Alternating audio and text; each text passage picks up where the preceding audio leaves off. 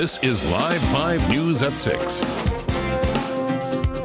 You're probably already familiar with letters like this rating how good the food is in a restaurant. But now, if one man gets his way, those kind of letters could actually tell you how smoky the restaurant really is. And underwater security, what cops do below the surface to keep us safe on land. It was an incredible time to be alive, incredible time to be on the radio. A blast from the past for local radio. Which station's celebrating 65 years? I bet you can guess. And who's in town for the anniversary party? Good evening, a low-country tradition turned 65 years old this month. Back in 1939, WTMA radio signed on with music and other local programming. Bill Burr has more on how the station remembers its roots. Debbie, the radio dial is cluttered with stations on many frequencies with a variety of formats, but one station has a storied past, and its stories are being told today.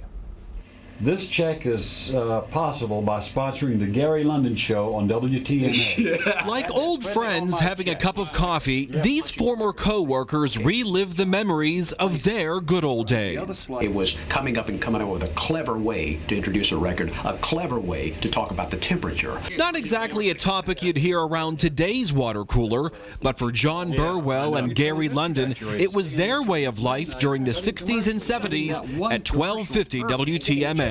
What makes a radio station important is the number of listeners that they have, the ratings that they can pull. And we had higher ratings than any radio station in the entire Southeast back then. Throw it on the turntable and reach over and cue it up to the beginning point.